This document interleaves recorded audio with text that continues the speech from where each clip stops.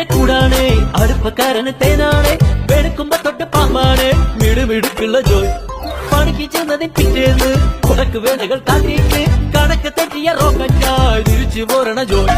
ഇവനെന്തിന് പോകോനാ, പല നമ്പരുമുള്ളോനാ, പണി എന്തിന് പോയാലും എടി കൊണ്ടുവരുന്നോനാ. വെള്ളം തളിക്കാനും വെള്ളം തളിക്കാനും വെള്ളം തളിക്കാനും